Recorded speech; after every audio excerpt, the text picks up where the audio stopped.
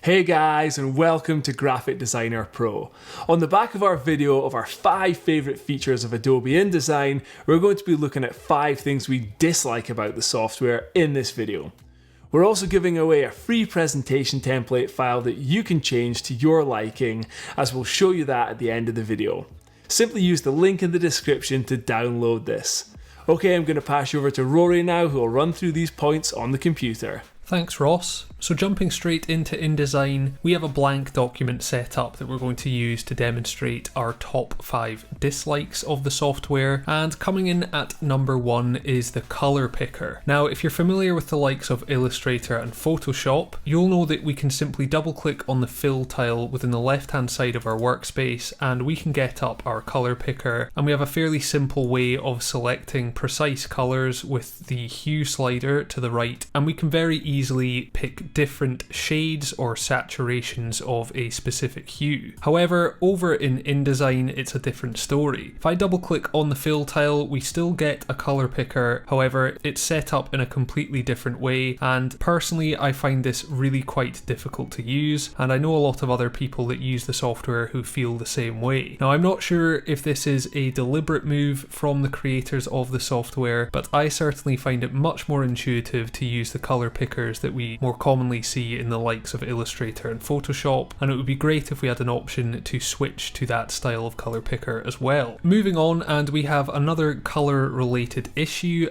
and that's that of using gradients in the software. So to demonstrate this, I'm just going to drag out a simple rectangle in the middle of my document here. We don't have any fill or stroke colors set, but I'm just going to double click on my gradient tool, and first off, our only options for the type of gradient are linear or radial. Now, this is fine for most cases, but where this becomes more frustrating is the lack of other options we get here. Even for selecting the colors here, if I try and double click on this white swatch, for example, I can't edit these colors. What I'd need to do is either add this gradient to my swatches panel and edit them from there, or I can open up my swatches panel and drag and drop colors onto these tiles from the swatches panel. However, this isn't nearly as intuitive as using gradients in the likes of Adobe Illustrator. Now, you may be thinking, why not just create your gradients within Illustrator and take them over into InDesign? And that actually has its own issues that you have to deal with. So for example, I'm just going to copy these 2 flat colors into InDesign first, and you'll notice when I paste these in, if I go to my swatches panel, these automatically get added to the swatches panel so they're ready to use. However, if I try and do this with a gradient, we're not going to get the same result. So pasting this gradient in, you can see this isn't being added, and what's more strange is it's almost being treated like an image. So if I try and scale this rectangle down, for example, the gradient isn't scaling with it. Even if I use the percentage at the top here, we're having real issues with the appearance of this gradient. Now, what's even more strange is if I go back into Illustrator and change the document color mode to CMYK, we can actually get the desired result. So I'm going to copy this gradient now, although you will notice the colors have been dulled down because we've had to change the color space. However, pasting it in this time, you can see this is now being added to our swatches. But what's odd is that InDesign doesn't have any set document color space, so I'm not sure why this only applies with a CMYK gradient as opposed to an RGB one. Maybe someone can answer that in the comments, but I've never found a reason for this, and nonetheless, it's still an issue if we want to use RGB colors. Moving on, our next dislike is strokes within Adobe InDesign. So again, I'm just going to drag out a simple square here, and we're going to apply a black stroke to this, and we'll bump this up a bit so this is more obvious. So we'll go with 18 point. And unlike Illustrator, when we add a stroke to an object, the new measurement of that object is measured to the edge of the stroke itself as opposed to the path. Now, this can be useful for certain instances, but more often than not, it can be a slight issue. So for example, if I try and align this square to the left margin of our document, it's aligning to the edge of the stroke as opposed to the path. And even if I drag it along along, our smart guides aren't going to pick up the path itself. This becomes more of an issue if we try to align two objects that contain a stroke, for example. If I wanted to align these paths together, I'm not able to do it with my smart guides, as it's trying to align to the edges of the stroke as opposed to the path. So again, to my knowledge, there's no way around this, and this is just the way InDesign works, but if you know of a good workaround, please do let us know in the comments. Moving on to dislike number 4, and that is something with the pen tool. Now, more often than not, we're going to be using something like the pen tool in the likes of Adobe Illustrator, but that doesn't mean that it doesn't have its uses in InDesign.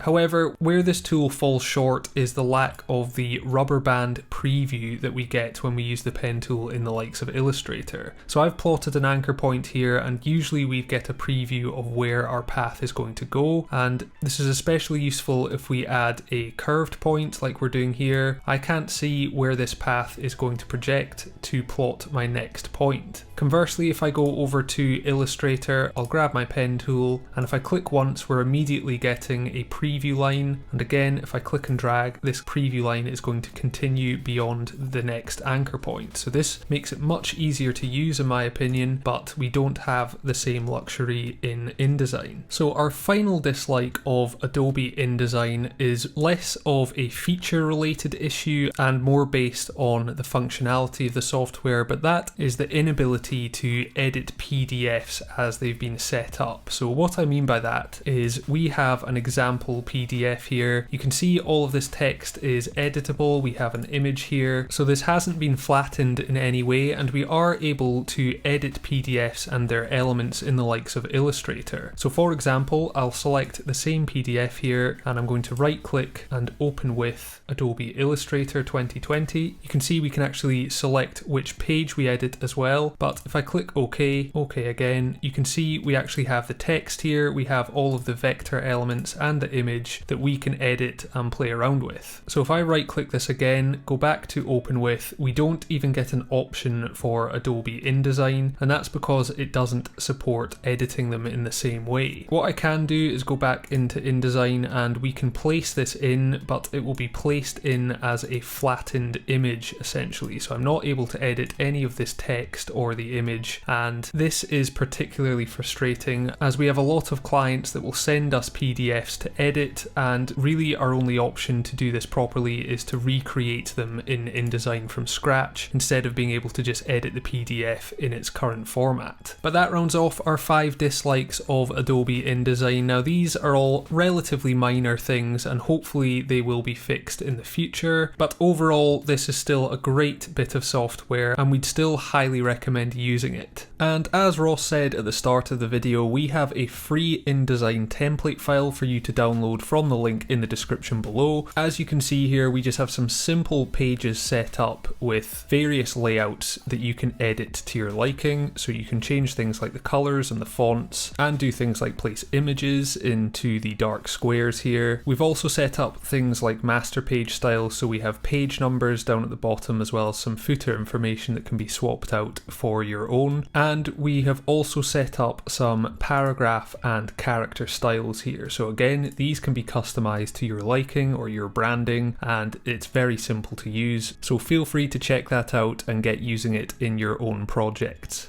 So there you have our top 5 dislikes of Adobe InDesign.